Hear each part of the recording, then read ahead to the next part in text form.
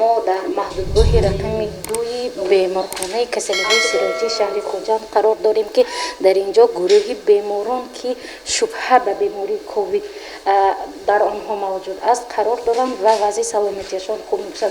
بیشتری بیمارانی که در اینجا استقامت میکنند در اینجا تبابت میگیرند واکسیناسیون نگرفتند. از این رو ما به مردم ولایت سوغد خواهش می‌نماییم، احترامانه خواهش می‌نماییم که حتما از واکسینه گذرند. در عکس او احتمالیتی در همین محدودگاه قرار گرفتن آنها وجود دارد.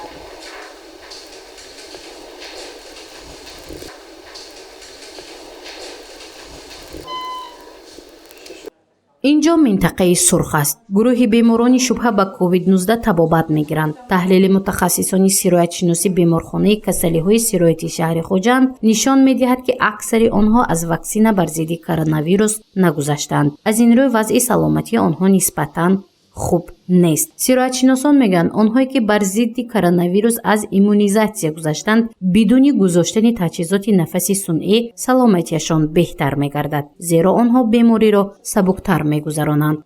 شبیه موبه 6 نفر بیماران معالجه میگیرند. معالجه گیرندگان بسیارشون سن سالشون کلانتر، خیلی پیر نیو، میان سال جوان و کمتر.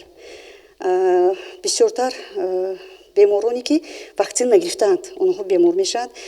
بعضی آنها در حالت وزمین مقدار کیسلرود در خون کم میشد، ما مجبور آنها رو با کیسلرود میگیریم. حاضر فقط شبیه موبه نیست.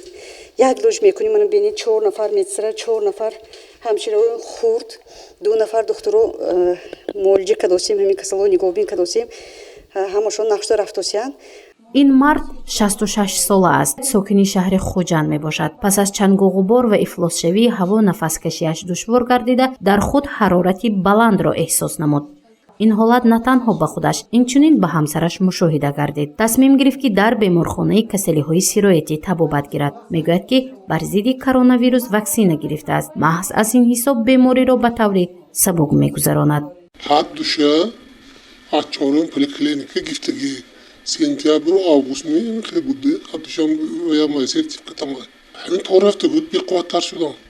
همین دیگر هیچ وای نیست. یک گریپچه باین شدیم و همین خیلی شد. در ولایت سوغد برای جلب ساکنان با واکسیناسیون بر ضد کووید 19 چاره‌های جدی اندیشیدند، زیرا وضع اپیدمیولوژی کشورهای ҳамсоя нигронкунанда میباشد. مثلا در یک شبانه روز در فدراسیون روسیه بیش از 1000 نفر محض با علت کرونا ویروس می‌فوتند که تاجیکستان سرحدش را با این کشور مخکم نکرده است. ҳамарӯза ده‌ها طیاره‌ها ورودی ویلایت می‌گردد که مهاجران را از کشورهای وضع اپیدمیологیاشان نااستوار به وطن می‌آورند. محض به همین خاطر قرار مخصوص سرطبیب دولتی سانیتری ولایت سوغد به امضا رسید که از این پس به بیمارخانه بدون شهادتنامه واکسینه تبابت و معالجه امکان ندارد. یعنی اول از واکسینه میگذرند پس تبابت میکنند.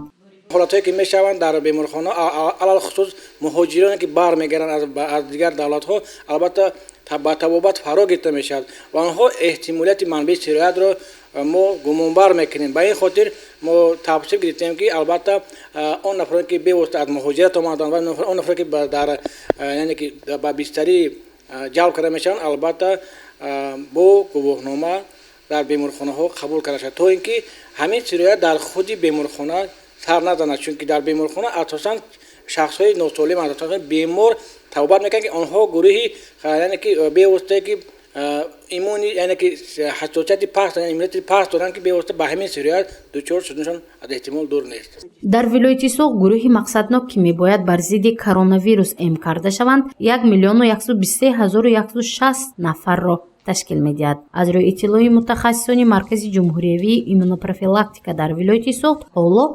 43.5% این گروه از واکسیناسیون بر ضد کرونا ویروس گذشتند و خلاص. یعنی اگر سطح کشور را تحلیل نماییم ولایت سوغد نسبت به دیگر مناطق تاجیکستان در مورد واکسینه‌گیری موقع سیوم را اشغال می‌کند که آن نگران کننده باقی می‌ماند.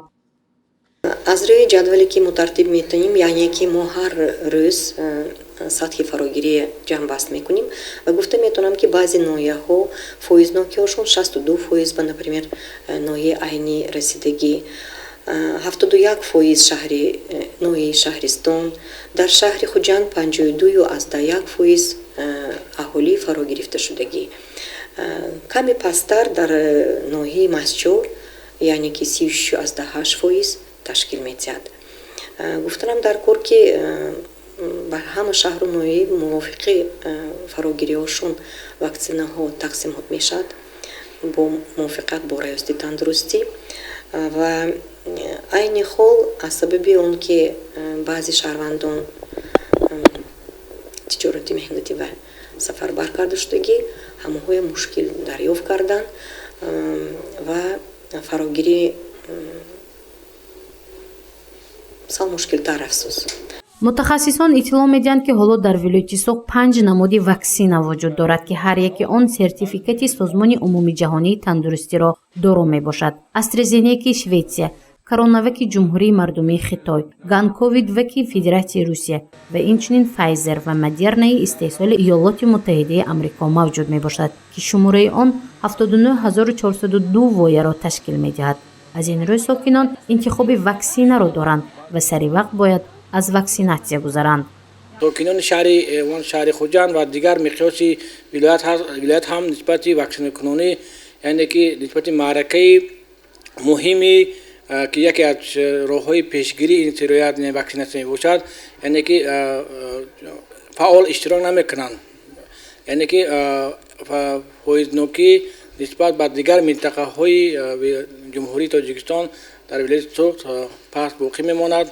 албатта ин аз он шабоҳат медиҳад ки эҳтимолияти аз дигар сар дадани ин сироят дар вилоят боқӣ хоҳад монд. як роҳи пешгирӣ ба ин сироятӣ ҳамин иммунизатсия мебошад ва ман бо як бор аз фурсат истифода бурда гуфтанам дар кор ки ваксинаҳо ҳамашон ройғон ҳастанд. мардумам муроҷиат мекунад ки ин ваксина вақташ бигиранд.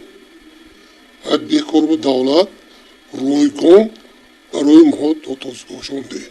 бисёриҳо ваксинатсия метарсанд, чунки мана интернете кушоид ҳама ҳар хел гапо чихеле ки ман худам аваям медонам интернетбо гапҳои дурӯғ бар дурӯғ бисёр табаш баланд мешудусу касал мешудусу мефафтидусу ин ҳамаш гапи бекора. барои ман ба ҳама тавсия медиҳам ваксинатсия обязательно гиранд.